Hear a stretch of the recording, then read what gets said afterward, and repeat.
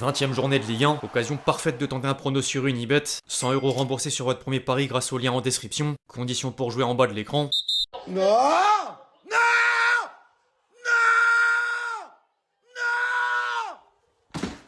Non! L'équipe, j'espère que vous allez bien aujourd'hui. Voix que tu foot, c'est encore une énigme. Être éliminé de la Ligue des Champions par le but d'un gardien à la dernière seconde, 25e derrière la première place des barrages, truc de dingue. Maintenant, c'est la crise du côté de Marseille. De Zerbi aurait demandé à quitter l'OM et Benassia sera en froid avec certains joueurs, dont Balerdi après avoir taclé le défenseur argentin dans le vestiaire. Ambiance, voix off, mise à jour de situation. L'entraîneur italien vient de confirmer en conférence de presse qu'il va rester à Marseille pour l'instant. Heureusement, le bilan est quand même positif sur la scène européenne. 5 des 7 clubs français présents au point de départ sont toujours en lice. Entre Strasbourg, directement qualifié en 8ème de finale de Ligue Conférence. Pareil pour Lyon en Ligue Europa. Lille barragiste. Paris et Monaco de même en Ligue des Champions. En parlant des barragistes, le tirage au sort a donné une affiche 100% Ligue 1 Monaco-PSG. Match aller le 17 février, match retour 7 jours plus tard. Le vainqueur fera face à Chelsea ou le Barça. En parallèle, c'est l'Étoile Rouge Belgrade pour Lille. Match aller le 12 février, match retour 7 jours plus tard. Le vainqueur fera face à Lyon ou Aston Villa. Bref, on va sans plus tarder rentrer dans le vif du sujet, mais juste avant les amis, je vous demande un service, le même que d'habitude, à savoir évidemment lâcher votre plus beau like. Très important pour le référencement, vous connaissez le refrain. Merci vraiment à tous ceux qui le feront. Vous êtes les boss. Un certain Neil Maupay y est un peu parti au bon moment. 24 heures avant la désillusion en Ligue des Champions, l'attaquant français était envoyé au FC Séville en prêt avec option d'achat de 6 millions d'euros. D'ailleurs, il fait déjà parler hors du terrain. L'ancien Marseillais a répondu à un tweet du compte X du club espagnol en anglais dans lequel le SM avait mentionné le nom du joueur lors d'un match amical près de 6 mois plus tôt. À chaque fois que Neil Maupay entre sur le terrain, il marque pas l'admiral sourire. Quelques heures après l'officialisation, le principal concerné a publié une première réponse. Hey le CM, où est ton bureau? Je veux juste parler. Il a ensuite enchaîné avec une seconde et dernière réponse en faisant mine d'avoir neutralisé le CM sur une photo. Plus de 6 millions de vues tout de même.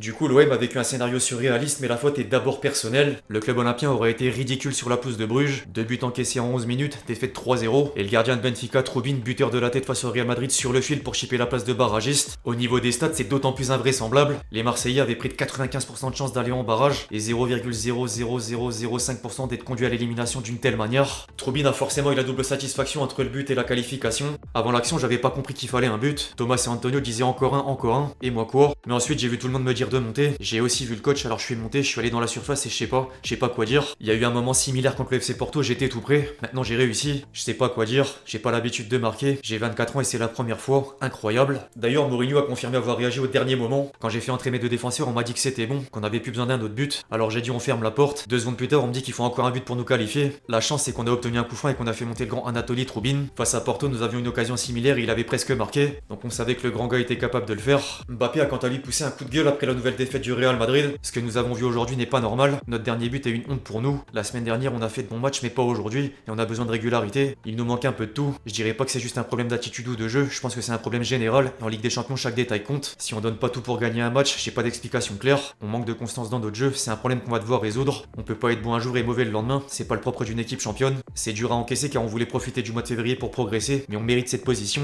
Benfica méritait de gagner. J'ai vu Benfica jouer pour sa survie et j'ai pas vu ça de notre côté. Au niveau individuel, il a tout de même fini la phase de ligue meilleur buteur avec 13 buts, 5 de plus que Kane deuxième. Par contre, les mauvais résultats font encore perdre du crédit à Arbeloa déjà sous pression. Florentino Pérez aurait même une liste d'entraîneurs en vue de l'été prochain, dont Unai Emery en plus de Jürgen Klopp, piste de rêve du club merengue. Affaire à suivre. En parallèle, l'OM est évidemment rempli de déceptions en faisant un constat d'échec à tous les niveaux de la hiérarchie. C'est une soirée compliquée, on a ce qu'on mérite. Va falloir se regarder dans la glace. La manière dont on entame la soirée, ça nous met en difficulté. Les buts qu'on prend très tôt, on en avait parlé pourtant. La réalité est là, faut l'accepter. Le but de Benfica, je l'ai pas suivi personnellement. Les coéquipiers regardaient en direct, mais moi j'ai pas regardé. C'est un fait, le football est juste. Aujourd'hui, c'est ce qu'on mérite. Le mot honte pour qualifier notre prestation est un peu fort par contre. On a eu beaucoup d'occasions, c'était un match assez direct. Dire que c'est la honte, c'est pas le premier match qu'on perd, pas le dernier. Va falloir de la lucidité. Kondogbia a mis l'équipe en cause, mais De Zerbi a plutôt pris une grosse part de responsabilité. Faut demander pardon. Est-ce qu'on méritait de passer? En voyant le match d'aujourd'hui, non. On n'a pas marqué, mais il y avait les autres matchs. Aujourd'hui, on a très mal joué et c'est dommage. C'est une élimination très moche, difficile à accepter, mais faut le faire. On peut pas commencer un match historique comme ça, c'est pas possible. Faut en être conscient. Faut trouver le pourquoi. Je suis le responsable, mais nous devons tous faire un examen de conscience. On avait beaucoup d'expérience sur le terrain. Je connais pas la réaction de mes joueurs. Je sais pas quoi faire. C'est vraiment dur et très mauvais pour tout le monde. Je sais pas si ça peut conditionner la suite de notre saison. Même qualifié, j'aurais pas été content. Entre temps, la situation s'est tendue au point d'envisager un départ départ. Le club olympien a lancé des discussions pour prendre une décision, mais l'entraîneur italien serait déjà partant. Réflexion en cours. Derrière, Benassia avait un discours encore plus fort. Soirée de merde, j'ai envie de te dire honteuse. Quand t'es dans un club comme celui-ci, tu peux perdre des matchs comme t'as perdu à Madrid, à Lisbonne. Tu peux pas perdre comme ce soir. On est sur un problème récurrent parce qu'en vérité, on a parfois expliqué ça en championnat par un manque de motivation face à des équipes qui sembleraient inférieures. On a vu que quand on n'était pas à 100%, on passait souvent à la trappe. Le football, même si on a de grands joueurs, faut le respecter. Et ce soir, la vérité, en tant que directeur de football, la seule chose qu'il faut faire, c'est demander pardon aux supporters, aux gens qui font des sacrifices pour ce club. J'espère que les joueurs sont conscients que c'est une faute professionnelle. J'ai perdu beaucoup de matchs dans ma carrière, mais rarement j'ai ressenti ce sentiment de honte comme ça où t'es capable de prendre 6 buts en 2 matchs. Pour le scénario, on a suivi les résultats sur le téléphone, mais quand t'as perdu comme aujourd'hui, tu voulais quoi? On l'a même pas mérité. C'est triste. Il a également dit les termes sur les prochaines échéances de la saison. J'espère qu'il y aura des conséquences, que les joueurs vont se poser des questions. La Coupe de France, on veut aller la chercher, mais si on se mate avec l'équipe de ce soir contre Rennes, on va en prendre 5. Je mets pas tout le monde dans le même cas. Il y en a qui se sont battus, il y en a certains qui ont mouillé le maillot. J'attends les mecs un peu plus connectés. Il y a des joueurs à 250 matchs, 300 matchs, et ce sont eux que j'attends. On a une saison à finir, une coupe à chercher. Par contre, l'atmosphère est désormais électrique. Benassia se serait mis à dos plusieurs joueurs du vestiaire, dont Greenwood et Balerdi carrément pris à partie dans le vestiaire. Geronimo Rulli a même dû interrompre l'échange avant que la tension monte d'un cran. A noter que l'OM va vite retrouver la compétition demain sur la pelouse du Paris FC en Ligue 1.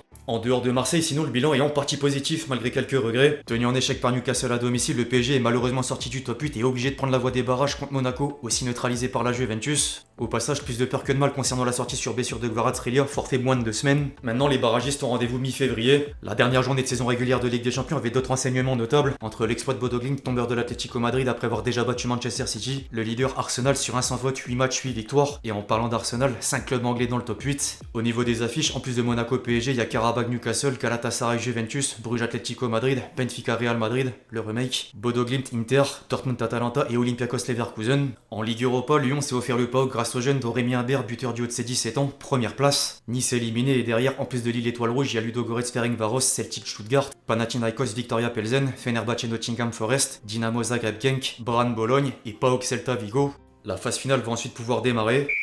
Les sanctions sont tombées suite à la finale chaotique de la CAN. La Confédération africaine a sanctionné les 2 sélections nationales. Pour le Sénégal, Papio, 5 matchs de suspension plus une amende de 100 000 $ pour comportement antisportif, violation des principes de fair play et d'intégrité et atteinte à l'image du football. Iliman Ndiaye et Ismail Assar, 2 matchs de suspension chacun pour comportement antisportif envers l'arbitre. La Fédération sénégalaise, une amende de 300 000 $ pour comportement inapproprié de ses supporters ayant porté atteinte à l'image du football. Une autre du même montant pour comportement antisportif de ses joueurs et de son encadrement technique, en violation des principes de fair play, de loyauté et d'intégrité. Et une dernière de 15 000 $ pour faute disciplinaire de l'équipe nationale, 5 joueurs ayant reçu des avertissements. Pour le Maroc, Hakimi, 2 matchs de suspension dont 1 avec sursis pour comportement antisportif. Ismail Saibari, 3 matchs de suspension plus une amende de 100 000 $ pour le même motif. La fédération marocaine, une amende de 200 000 $ pour comportement inapproprié des ramasseurs de balles du stade. Une autre de 100 000 $ pour comportement inapproprié des joueurs de l'équipe nationale et de l'encadrement technique ayant envahi la zone d'examen de la VAR et entravé le travail de l'arbitre. Et une dernière de 15 000 $ pour l'utilisation de laser par ses supporters lors du match. A noter que le jury disciplinaire de la CAF a également rejeté la réclamation de la fédération marocaine sur l'article 82 qui pouvait enlever le titre au Sénégal. Pas question.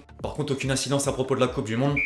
En attendant le prochain numéro de la série transfert, un mot sur le mercato parisien. Après avoir signé Dro Fernandez, le PSG serait intéressé par le milieu du LOSC Ayoub Boadi en vue de l'été prochain. Les dirigeants parisiens font le forcing depuis plusieurs mois, tout comme Arsenal. En parallèle, il y a du nouveau dans le dossier Dembélé. Sky Sports indique que l'Arabie Saoudite a préparé une offre XXL pour attirer le Ballon d'Or après la Coupe du Monde. Une prolongation est toujours en discussion, mais Nasser Al-Khelaifi fera aucune concession par rapport à la nouvelle grille salariale. L'entourage du joueur a quant à lui assuré être 100% focus sur le PSG et l'équipe de France jusqu'à l'été prochain avant de prendre une décision. En parlant de prolongation, c'est également en cours concernant Luis Enrique. Les 2 parties ont entamé les négociations et il y a des chances d'aboutir à une issue positive. Le PSG considère avoir le meilleur entraîneur du monde et un pilier du projet. Le principal concerné est heureux à Paris, très à l'aise aux côtés de Luis Campos et les relations sont bonnes avec le président. Bonne nouvelle pour les supporters parisiens. Second poteau, Pavard.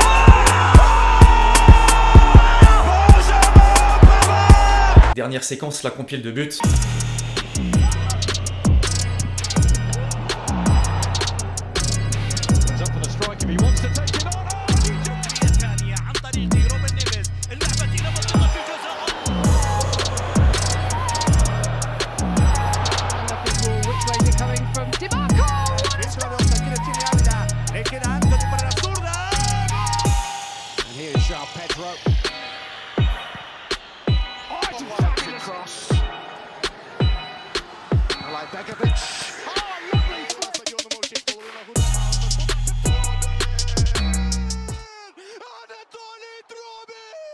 Enfin bref, l'équipe c'est tout pour l'actu foot du jour, j'espère vraiment qu'il vous a plu, je compte sur vous si c'est le cas pour lâcher votre plus beau like, comme d'habitude. N'hésitez pas à réagir dans les commentaires sur tous les sujets qu'on a pu traiter aujourd'hui, et d'ici là on se retrouve très vite sur la chaîne pour de nouvelles vidéos, c'était XG.